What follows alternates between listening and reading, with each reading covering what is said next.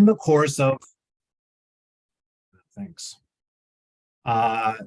In the course of our work at the Tax Revision Commission, we've had a number of meetings with different groups of stakeholders. We've had a lot of briefings from experts. We've had several town halls like this one. We've heard a lot about the challenges that DC faces. Our tax system is certainly doing good work, but our tax system also faces and reflects some of the challenges here in the district. So one of the challenges we face is simply that a changing economy is affecting our revenues. And I'll say more about that in a minute.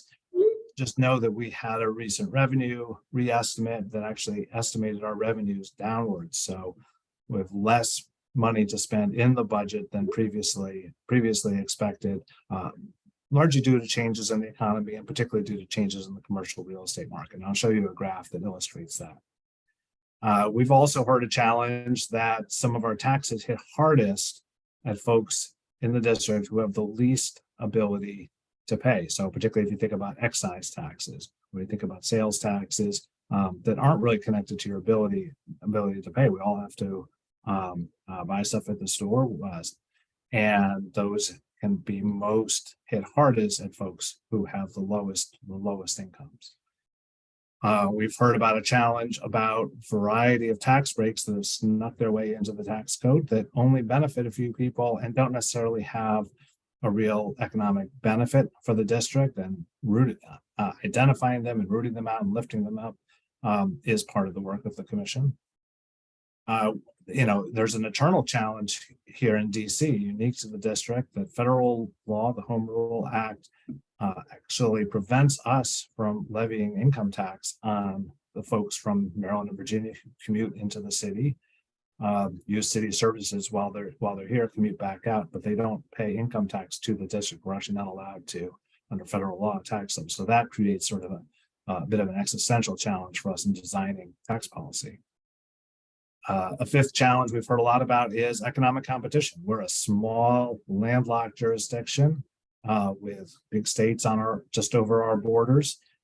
And there's just inevitably a sense of, obviously a lot of cooperation happens, but also a sense of competition, looking over our shoulder. We want to make sure that we're not losing residents and businesses to our neighbors on account of our tax code. And then a final challenge is that we've heard a lot about is folks get frustrated with the way the tax system actually operates. Ideally, we would have a tax system that was simple, that was easy to comply with. Most folks are okay with paying their taxes. They see that taxes are part of the cost of operating a city and having a city that thrives. But we don't want to make it hard on people to meet those tax obligations, but sometimes that does happen. So those are just some of the challenges that we've been hearing. But again, I'm going to flip it back to you to share what challenges are you hearing. Well, actually, I'll let me put up this say a word about the point I made at the beginning about the economic impacts on revenues, and you see that sort of for a period of time from 2011 to about 2019, you see how all those lines are kind of flat. That shows that we had a period of time when all of our revenues were pretty stable. They were growing at about the same pace as each other. The district could kind of count on those revenues. And then starting in 2020, with the pandemic, the numbers started to bounce around a bit. Sales tax went way down as spending declined in the early days of the pandemic. That's the red line you see declining. That's now largely bounced back, although not entirely, as people are now spending more money in the economy. You see the blue line at the very top, individual income tax, which I said is our largest source of tax revenue. That's been doing pretty well. It's a graduated tax, so that folks at the top end of the income spectrum pay the highest tax rates, and those folks have been doing well in the current economy, and so overall revenues from that tax has increased, along with the result of the tax increase that was passed on high income earners 2 years ago. The orange line, the orange line and the yellow line are the property taxes, the commercial property taxes, which is a very large revenue source, largely paid by sort of the big office buildings downtown. as well as the residential property tax on homes. Those have been declining as a share of our overall revenues as the property tax market has cooled, as interest rates have risen, and in particular on the commercial property tax side, as commercial buildings become less of a hot commodity because fewer people are coming into the office to work. More people are telecommuting, so there's less demand for commercial property space. That's what's been happening over the last couple of years. And of course, it's anybody's bet as to exactly what's going to happen going forward. But a lot of the forecasts are there's going to be some continued weakness in that area. So you've got a somewhat more volatile revenue system over the last 3 years than you had in, say, the preceding 7 years. All right, so now I'm going to give you a chance to weigh in on what you see as big challenges or opportunities facing the DC tax system. As I mentioned, we've got the challenge that some folks are finding it just challenging to engage with the tax system. The challenge that some taxes are unaffordable for folks, particularly folks at the bottom end of the income scale. We've got the issue that I just shared about revenue volatility. So yeah, the inequity that results from a flat rate for residential property where everybody pays the same tax. Other thoughts about challenges or opportunities. And I say opportunities because I think every one of our challenges turns around and is actually an opportunity. How do we think about better tax system? What are the opportunities that these challenges present to do it better, to make things better? Thought about residential taxes, disincentives for robust investment in downtown real estate. Income taxes aren't progressive enough, tax burden on low income folks, small businesses face tax confusion. Again, issues around progressivity and flat taxes. These are all really helpful. And we're going to have a chance to dig into these a little more in our discussion period. But it's really helpful for you all to share the top line thoughts. Business licensing fees that the district levies. Most businesses are required to have a business license, and there's a fee that comes along with that, among other types of business taxes. Again, feel free to keep typing these things in. We are recording all of these, and these will become part of the record of our work. And we're also going to have a chance to get into discussion. But I'm going to keep moving along because I want to talk about the Tax Revision Commission itself and our work together. So here, the Tax Revision Commission was actually established in statute. Every 10 years, the council and the mayor each appoint 5 members to a commission that's supposed to look at the entire tax code. That's what comprehensive recommendations mean. That are around fairness and equity, around broadening the tax base, around competition with surrounding jurisdictions, business growth, job creation, simplification, modernization, transparency. We have a broad mandate, as you can see. There's a lot going on here. There's a lot we have to be thinking about. Fortunately, we have an amazing set of commissioners. I'm serving as executive director to the commission. These are the appointed members. The 10 appointed members, plus our chief financial officer who serves ex officio. And several of these folks are on the call today, and they'll be joining with me and answering questions that you might have about the tax system or responding to your ideas. The key thing here is that we got our work cut out for us in a short time period. We have to share recommendations with the mayor and the council by the end of 2023. That doesn't give us a lot of time to work. So we're in listening mode right now and are looking forward to generating some recommendations.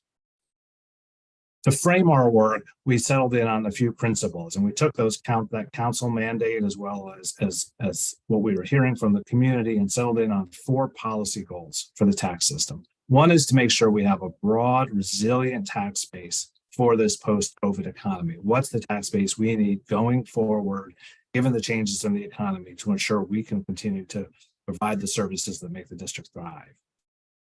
A second goal is around progressivity and racial equity so that everybody in the district can participate fully in this economy. Economic efficiency and competitiveness, we talked about that a little bit in terms of our neighbors, making sure that we have the tax system that is going to best support our economic goals. and then a simple and open and fair administrative process, again, so that taxes are actually something that are possible to comply with. I would argue that all four of those are important. In fact, I would argue that we couldn't focus on just one. You have to have a tax system that addresses all those. Nonetheless, I'm going to put all of you on the spot and invite you to again use that Mentimeter poll. Give us a sense. What jumps out as you important, and the app will give you an opportunity to rank all four, or rank your top three, or you can indicate just one. A couple of voices for progressivity and racial equity as the most important principle, but I want to invite others to chime in as well. And as you say, people are interested in all of the above. So it's like watching. I love watching these bars move. It's like watching a horse race in real time. But of course, this is not a scientific poll. It's just the few of us that are on this call. Nonetheless, I think it'll help frame our conversation. So we've got a lot of interest in economic efficiency and competitiveness, a lot of interest in a broad, resilient tax base, and administrative processes as well. So a good range of perspectives here. And again, please keep entering your thoughts in. We will be holding on to these for the record.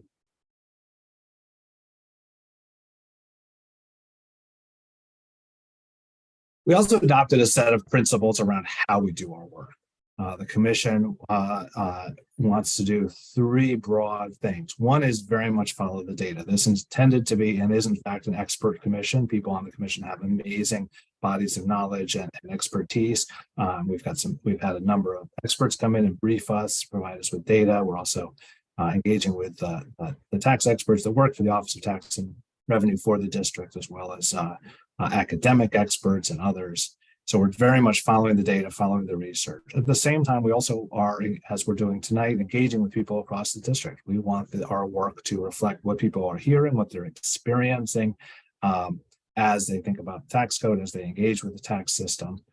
And then finally, it's very much our intent to work together collaboratively. We've got a diverse array of views on the commission, and the intent is for us to work together to come up with what we think can from our diverse perspectives, agree are good policy.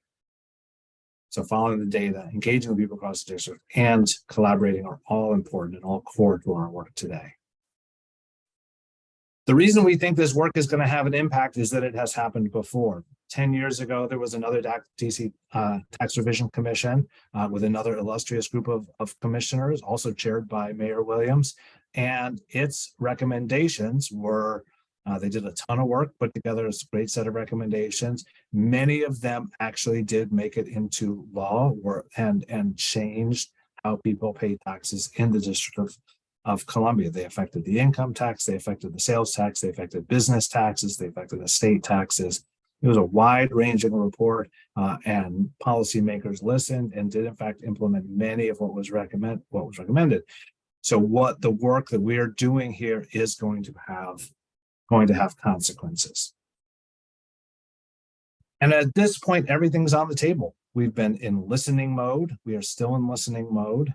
Here are some of the ideas that have been put forward to us. I share these with you not because we've come to any kind of consensus that these are good ideas, but because they are salient ideas that have come up. And I want to spark the thinking of people on this call to say, hey, yeah, that sounds really good, or that sounds really dumb, and get you to engage. So let me say a little bit about what each of these ideas here is.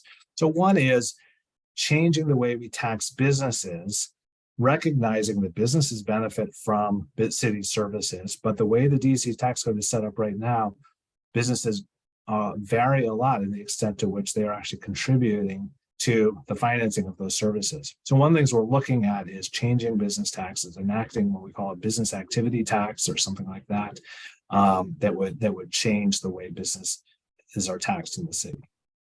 Second thing we're looking at is property tax relief. I know a few folks earlier said you wanted to talk about property taxes, and we have a lot of programs in the district that are aimed at softening or blunting the impact of property taxes, particularly on folks that are most hard hit by them, homeowners and renters in particular, but they're a little scattered. They're kind of all over the place.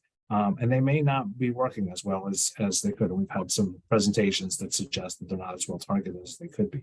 So we're taking a hard look at that. Another idea we've heard about is the DC should enact a child tax credit. The federal government has a child tax credit that was significantly expanded during the pandemic and had a big impact on child poverty in the district and nationwide.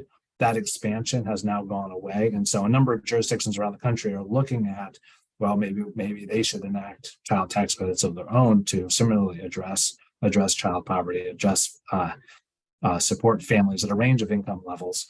The proposals have gone well above the poverty level, well to support middle income families as well. A fourth idea that we've heard about is thinking about wealth taxes. One of the things that's true in DC is that we have a lot of inequality, a lot of inequity. A lot of it breaks down along lines of race and ethnicity.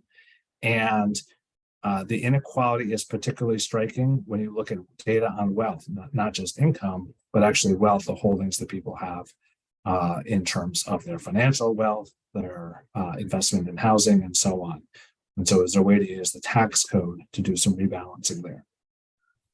A fifth point, we've got a pretty robust plan from the mayor around the economy, around changes she'd like to see in the economy, around supporting downtown economic development and economic development in neighborhoods.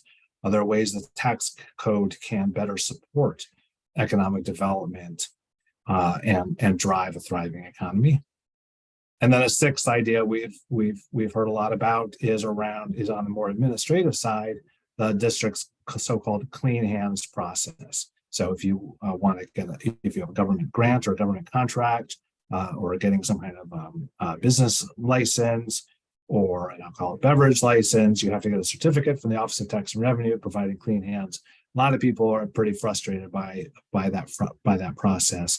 So we're taking a look at that as well. Our timeline for doing all this, we are right in our the final stages in which we're collecting public input, completing our research. The idea is that in September, October, we're going to start to dig in, consider specific options, and finalize our recommendations, as I said earlier, by the end of the calendar year. It's a tight time frame. We have a lot of work to do. And so we're very grateful to all of you for helping us do this work by sharing your input. And so I'm going to turn it back over to Ray, who's going to lead a conversation with you all about both about what questions you may have. As I said, we've got several commissioners. I'm going to just flag Commissioners Yeshim Sayan and Erica Williams, two of our most knowledgeable tax experts on the commission who have a lot of answers to a lot of questions. But I'm going to let Ray lead this next part of the conversation. Again, thanks so much. I'm really grateful to everybody for being here this evening. Ray, take it away. Thank you, Nick. And thank you again, everybody, for staying on the line with us on a beautiful evening here in the Washington, D.C. area. So a couple questions or a couple statements that I wanted to pull out for the TRC that were offered in the chat, and then we'll jump into what questions members who have joined with us tonight have. The first was from Andrew Shapiro. His statement, for the record, was the structure of paid leave tax is still an issue IMO. It needs to be a hybrid employer-employee tax. So DC residents that work in Virginia or Maryland are eligible. And so that is a comment that Mr. Shapiro wanted to offer to the TRC this evening. The second comment that came from Mr. Travis Bally, he says he's a racially just tax system, which must include a wealth tax. And that was spoken to in some of the ideas that we have heard before through the public engagements we've been entering in throughout this past spring season. And so we appreciate your comment, Mr. Bally, and that has been recorded. Now, but what questions does the group we have tonight, a pretty good group of folks, have about DC's tax system? Please, if you have any, if there's some ideas you have, there's no better time than now to ask those questions. If you don't want to ask it outright, you can enter it in the chat, and I will facilitate that question for you with one of our experts or one of our commissioners. Or you can raise your hand and we will take you off mute and you can engage in a dialogue. So the floor is open. as you think about the first question, you can also think about what ideas this evening resonated the most. As stated, Mr. Valley's comment spoke to the whole aspect of a wealth tax or racially just wealth tax, which was one of the ideas that obviously resonated with him that we've been in discussion about over the period of public engagement. Yes, Mr. Warren. Yeah, thank you. Can you hear me? Yes, we can. Yeah, so just started with, former Mayor Anthony Williams. I think the tax code really was just unfair in so many ways when it comes to the infrastructure, the taxes that we're paying for infrastructure with developers, and the return we're getting on our tax dollars, specifically when it comes to housing. Because right now in the District of Columbia, we have over 17,000 Class A vacant units with roughly 10,000 people touching the homeless system. We have housing waiting lists that, people been waiting for chances to buy homes and live in housing that's universally affordable for them for over 25 and 30 years. And residents are dying because of unfair tax code.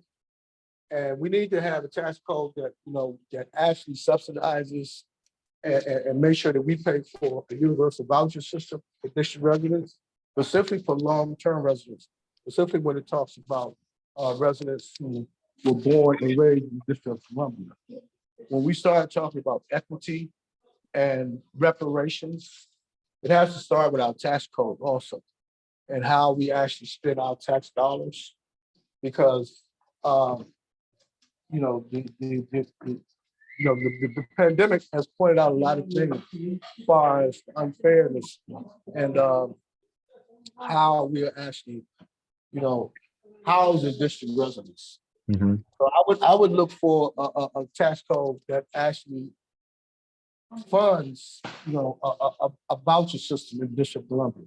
The LSP voucher, along with federal tax dollars, where everybody has some skin in the game, where these developers are, that we have incentivized with our tax dollars. They are turning over some of these vacant units to the Department of Human Services and DC Housing Authority. And we have to also incentivize our tax dollars to rebuild our public housing infrastructure. Thank you. Thank you for your comment, Mr. Warren. We appreciate your comment. Yeah, this is the last part. We have to also incentivize our public housing infrastructure with our tax dollars. The mayor, not the mayor, but Mr. Mendelson and Councilmember White has stated they want to make our public housing system one of the best in the nation. And without a robust tax system that's actually funding that, that's not going to happen. So thank you guys, and please keep up the good work. Appreciate this chance to comment. Thank you so much, Mr. Warren. Appreciate that. I will go to Mr. Luis Perwin. I hope I stated your name right. I apologize if I did not. Or Louis, could you please come off mute? Hey, thank you. My name, Louis Perwin. I'm DC resident, Ward 6. Thank you, Mayor Williams, and the rest of the commissioners for holding this space this evening. And thank you also for acknowledging some of the good work that was done 2 years ago in 2021, raising some income from taxing high income residents. I was involved in that campaign as a high earner myself. I had an editorial in the Washington Post supporting that tax campaign, and I'm still in that bracket of high earners. I identify in the tax receipts to prove it. And I do want to say I did not miss the extra percent that was taken off of my income taxes. I do not notice it. I'm looking at some data now that shows, the top quartile of DC residents makes an average of $306,000 per year. That's 50% more than the national average for the top quintile. But the bottom quintile makes only $10,000 per year, which is 20% less than the national average. So you can see, so there is inequality. There's stark inequality. That inequality is greater than the rest of the country on average. And the people at the top can't afford to pay more. I'm glad you acknowledge proposals to tax high wealth households, and that's something that hasn't been done at the district level. You know, there are proposals for taxing high value homes that I think having progressive taxation in that part of the economy that could raise revenues. And you would also acknowledge the child tax credit, which I think would be a very important vehicle to put dollars in the hands of low income residents. That's, you know, wealth redistribution is a lot of what this country, what this country needs right now in this time of extreme inequality. And the last thing is, I would say, you know, if there is a place to put the tax dollars, tax expenditures like you know, giveaways to developers is not the most effective use. The developers, there is ample incentive to redevelopment of downtown. That it might take a little longer without additional tax incentives, but the money goes where money goes. There's a lot of, you know, city center, downtown. I mean, there's a lot going on down there. We don't need to spend extra money to harness development that will eventually happen anyway. And we should put those dollars in the hands of those that need it most. Thank you. Thank you, sir. Appreciate your perspective. Mr. Shapiro, and then I will go to a couple of comments that have been offered in the chat. Mr. Shapiro? Thank you. I actually just wanted to address a couple of comments in the chat, and then the real estate or property tax, which I think we have to be very careful when we talk about that. I happen to live in Barnaby Woods. I rent in Barnaby Woods, and you know, it's a neighborhood that people would associate with being a very nice, well-to-do neighborhood. It also happens to be a neighborhood full of a lot of people that have lived in the city for a very long time, that happen to live there, and then properties skyrocketed, and so did their properties, but they're not necessarily making incomes that are commensurate with taxes, you know, that would be where their properties are, right? And I think that that's the case all over the city, where you have a lot of residents that have aged in place, and a lot of people that live in neighborhoods just by virtue of everything going on around them. Their properties are a lot more valuable, but necessarily their incomes aren't that. I think on the wealth tax, we have to be extremely careful talking about things like that right now, with just all of the transition in the workforce, all of the working from home, the hybrid working, and how that also disproportionately favors higher income workers who have more of an ability to do that, who have more of an ability to work and live outside of the city as well. And, you know, my fear on that is that we would actually just be turning it back to the same sets and sets of residents that are already absorbing a lot of the taxes. And, you know, it would further disincentivize people who we need to really support the top end tax base from coming into the city. So I think that's just very important to consider right now, because of how much is going on in the job space, that, you know, something like that could actually serve to, you know, negatively affect the end goals of what the commission is trying to achieve. Thank you so much for your comments. And the beauty of open dialogue with citizens and the commission is that the perspectives are varied, and those varying perspectives are reflective of the diversity of our city. And so we appreciate the perspectives of all. I will read a couple of comments that are in the chat to ensure that others who are amply reading the chat understand what the sentiments and comments are there. So one from Mo Pasternak, and again, if I mispronounce your name, my apologies. He states he was heartened to see that the most popular ideas among attendees was progressiveness and racial equality.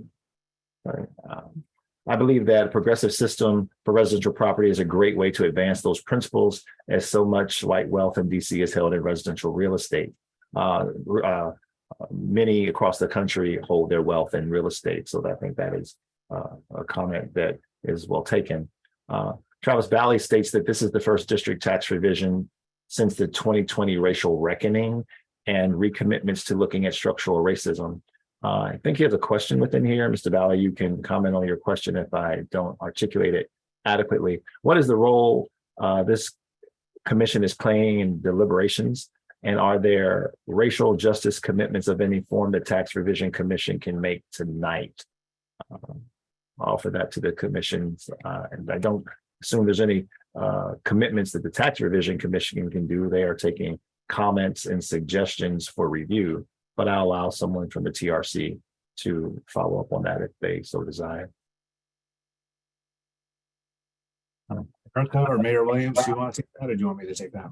I mean, I can just jump in and say that this is also the first tax revision commission that has been given the charge to look at racial equity. And the racial equity implications of any proposals that we come up with. And so we have talked about it. We started out our sort of journey together, our learning journey together with hearing from Dorothy Brown, author of The Whiteness of Wealth, and from our council office on racial equity about how questions we should be asking ourselves. So I do think that it is our job to be asking those questions when we start developing policy proposals. And I've definitely been asking the question when we've heard from people what they think the racial equity implications are of the policies that they've talked to us about. Thank you, Commissioner Williams. I also see a couple comments. I won't speak to the folks' name because they may not want to say this later, just an aside. But folks have talked about raising their own personal property taxes to support the property and tax system. And so I think that's a great idea for some. And we'll make sure that the TRC documents those who are looking for a raise in their taxes. And Ray, do you mind if I respond for a second to the comment Andrew raised? Because I think it's true that there are a lot of long time and low income and elderly residents who maybe own a home in a neighborhood that is, quickly gentrifying, where property values are rising, and even under our current tax system might be seeing their property tax bill go up. But we do have tools that we can use and tailor to make sure that folks like that are held harmless and aren't taxed beyond their capacity. We have what we call our property tax circuit breaker, or sometimes called Schedule H. And we have been talking as a commission, and we'll be hearing from some experts about ways that we can improve that tool to make sure that we're holding folks harmless, and especially if we go that road of taxing higher value homes at higher rates. Thank you, Commissioner Williams, for that clarity. And I think that was a great clarification for the comment that was made. I will go to Ms. Rebecca Barson. Ms. Barson. Great. I also just wanted, my name is Rebecca Barson. I'm a Ward 3 resident. I'm also a volunteer with Jews United for Justice and the Just Recovery DC campaign. And I also wanted to speak tonight in favor of wealth taxes to improve racial equity. And I speak, from my perspective as a resident of Ward 3 and seeing the inequality in the district. I live in a beautiful, well-resourced part of the district, while neighbors across DC, particularly those who are Black and Brown, struggle to meet many of their basic needs, and even more alarmingly, experience decreased life expectancy while living just a few miles away. So we need to prioritize using the district's tax code as a tool for racial justice. I think specifically while DC's tax code doesn't speak to race explicitly, it does reward the already wealthy through advantageous treatment of inherited wealth, capital gains, dividends, corporate and non-corporate business income, and property ownership, among other things.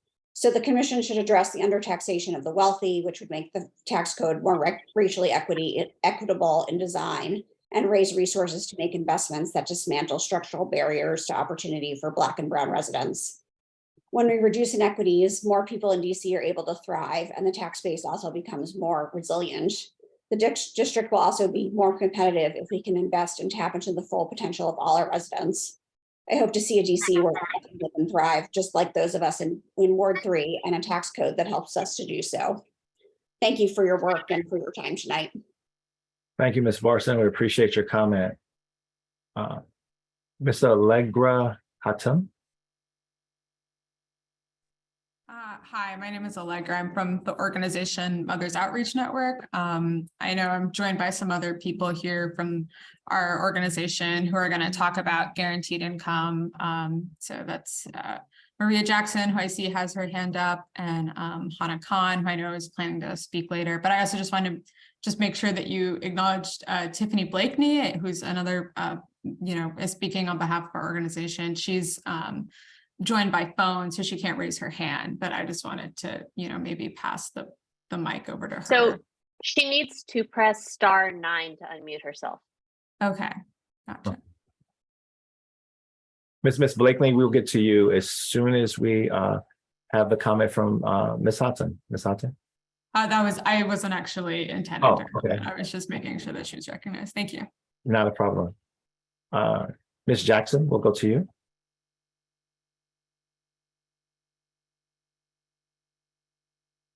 Is there a comment, Ms. Jackson? Yes, I do have a comment. Thank you Yes, for ma'am. that. Thank you for allowing me to talk today. My name is Maria Jackson. I have lived in, I work, I apologize. I'm here on Mothers Outreach Network, which is a racial justice and the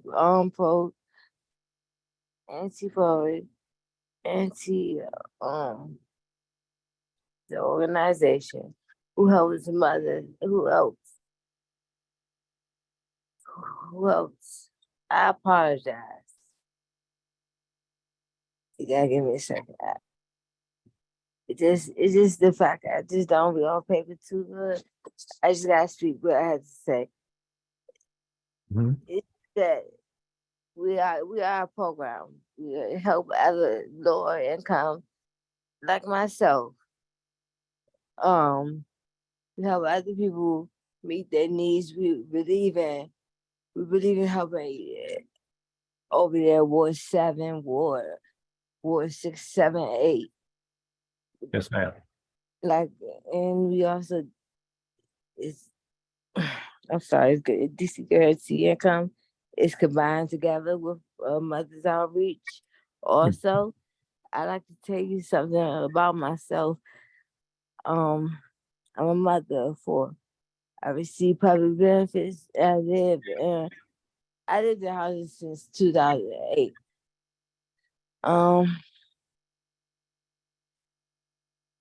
Probably.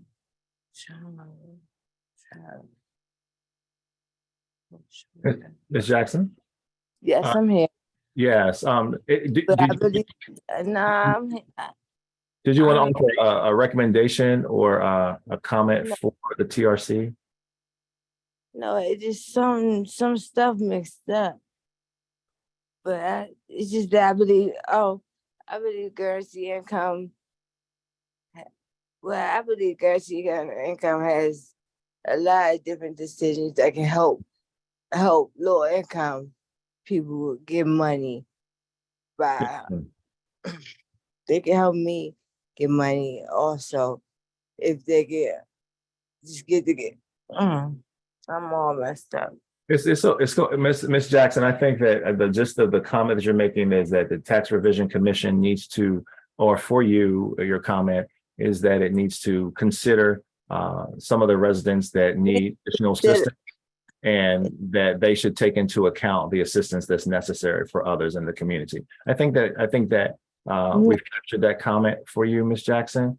Also, you could also put it in the chat if you would like, and we can go back to that chat. Just want to offer everyone who's online an opportunity to make some statements. So we will come back if you're able to articulate that differently, but I think we've captured it. Thank you so much.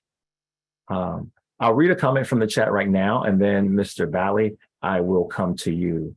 So there's a comment in the chat from Kelly Sislow, and it says this: could we also consider what can be done with properties with back taxes owed that exceed the value of the property and are unlikely to have the tax lien sold in the annual tax sale? And how many of these are there? We saw a few of them in Ward 5, and I believe that they were vacant. Might there be a path forward to consider ways the property could be offered to community-based organizations for community benefit? And I assume utilizing the tax resources to do that. And so that's a question that was posed. Not sure if any of the commissioners wish to engage in it or if it's something they can take back for consideration in their discussions. Commissioners?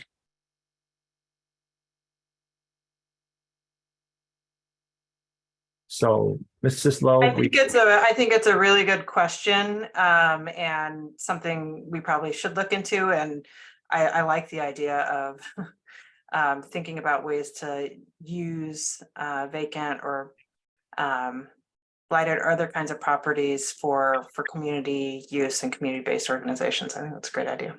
Yeah, and these properties are generally identified by the people in the community, right? And so, but they just sit there and they go blighted, they remain vacant and tax never gets paid. So yeah, we just need to do something with them. Yeah. But the significant thing here is they're upside down. Mhm. And they'll continue to get even worse as time goes on. Yeah, taxes continue to accrue Yeah. on properties. Yes, ma'am. Thank you for your comment, Mr. Sloan. So, Ray, can I just point out the woman who has been waiting on the phone, she's now unmuted if she wants to offer her comment or question. Oh, yes. So yes, the telephone caller. Person on the phone, Yes, ma'am. 202? Miss Blakeney, Tiffany Blakeney with Message Yes. Outreach Network. Yes. Yes, Ms. Blakely. Hi, good evening. Your comment? Evening. Yes, give me 1 second. Okay, so basically, I would like to call on the TRC to recommend a district create a more fair and racially just tax code by raising funds collected from highest income households.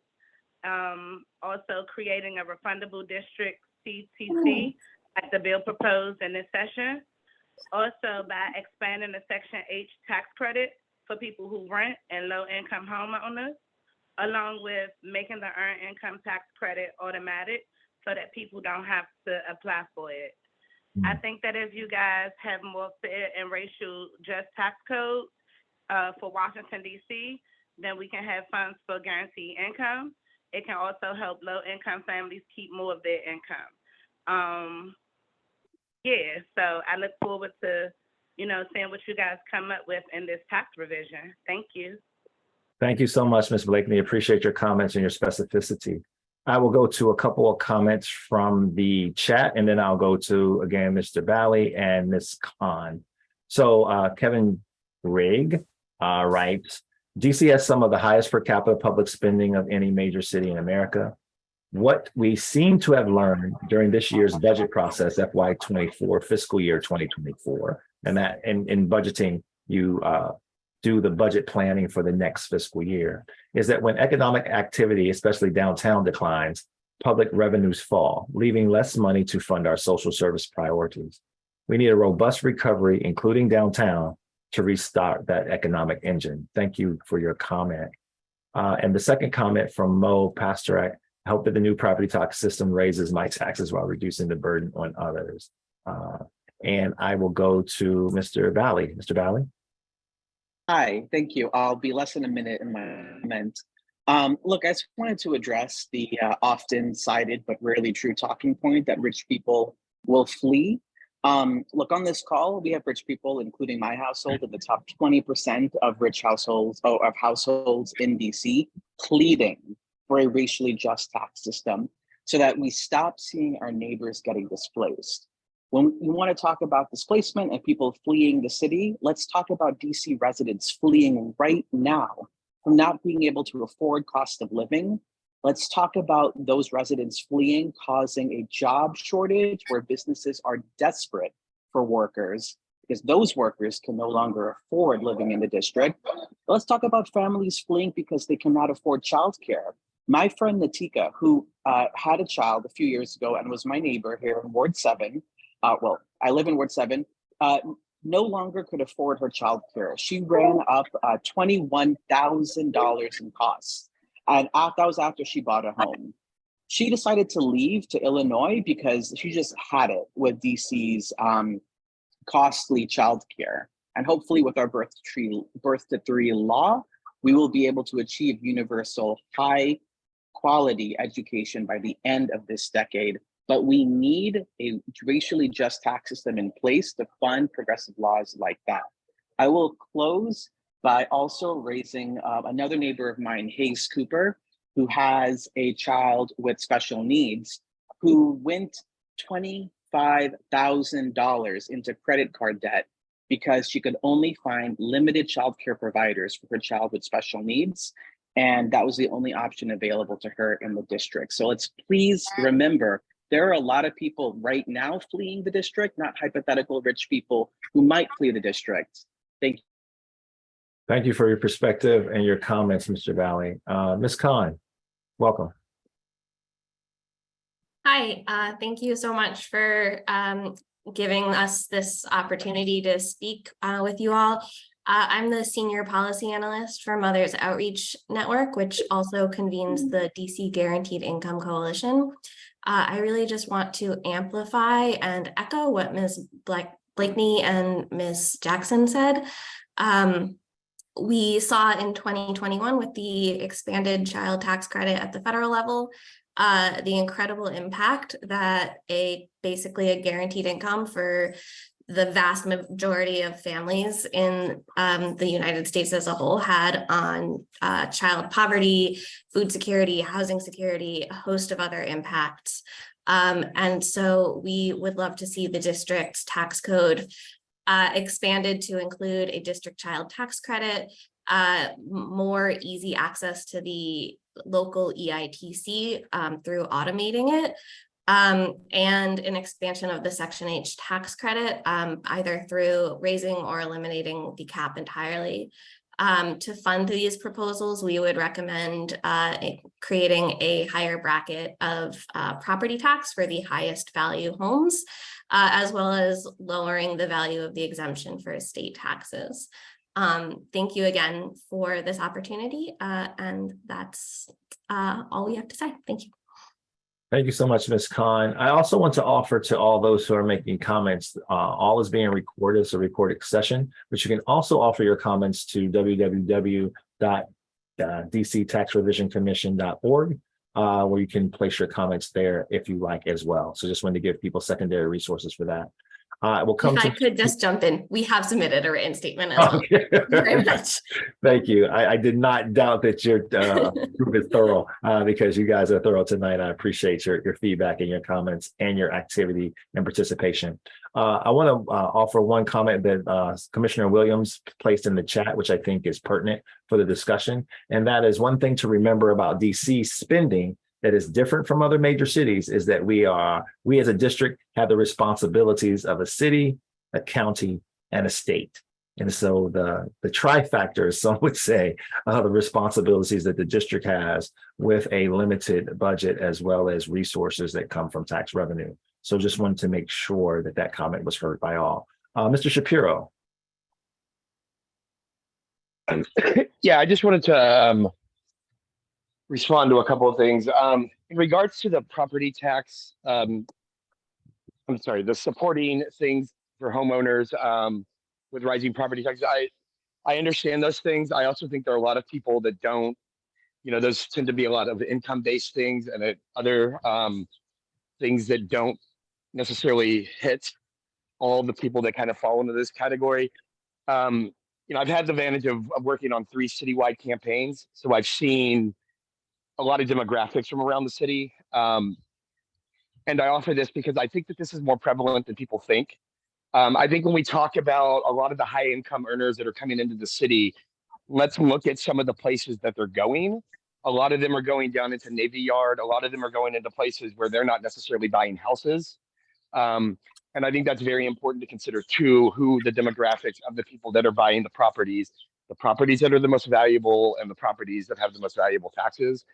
And I think that's just a consideration that needs to be there too. In regards to, I think we all want very strong, robust, supportive services that make this an incredibly high quality of place to live. The flip side to that is that it can also become so expensive that only X class of people can afford to live in places like that. And I think we have to be very careful, and it's very important to also maybe in these discussions to look at lower economic areas, and their types of support services that also make it very possible for lower income residents to be able to live there and things like that. Because I just, when you look at similar type cities to what we have done socially with a lot of our policies and things like that, they are also incredibly expensive places to live. And, what I'm seeing in those situations is a lot of times well-intentioned ideas end up actually pushing people away, from all kind of stratas. And I just think it's very important to consider that, that we have a lot of responsibility to the citizenry here, but we also have more dependence upon, you know, our local population, and overburdening that local population, you know, could have effects that aren't desirable for what people are looking to achieve. Thank That's you. all I wanted to offer. No, thank you so much for your comments. It is appreciated. So I'm trying to see if there's any other comments in the chat. It's been a great conversation thus far. I'm looking to see if anyone else has stated something that I missed. We've tried to keep up with the comments. We don't think that we've missed anything. So I asked one question to potentially close us out for the evening. And that is, how can the commission continue to engage the community to collect their ideas and feedback on the DC tax system? This is one of our most populated sessions tonight. And again, we're definitely appreciative of the participation we've gotten, as well as the specificity of ideas and recommendations that have been offered by you all this evening. So I would like to know how are ways that we can continue to engage prior to the finality of research and then the development of the final analysis and report. As people think about that, and we'll give one last round robin call for comment, I will read a comment from Mr. Perwin, and that is Mr. Bailey's sentiments that wealthy residents will not leave the district because of taxes is correct. There are many reasons that people choose to live in DC as opposed to neighboring jurisdictions, including proximity to amenities and diverse community.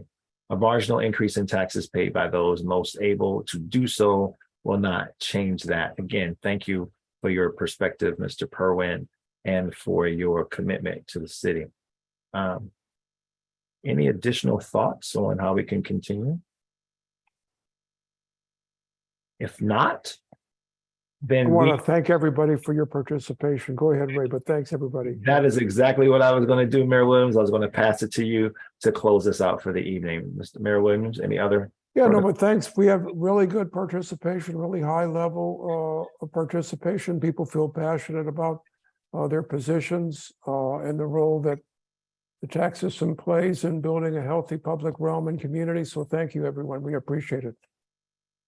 Thank you all for your time, and we give you the remainder of your evening to enjoy our wonderful city. There are some next steps that we'll speak to very briefly. You can visit the DCTaxRevisionCommission.org. We know some of you have already done so, but continue to offer your thoughts and ideas there. But also what you'll find on the commission site is there's backgrounders and links to materials.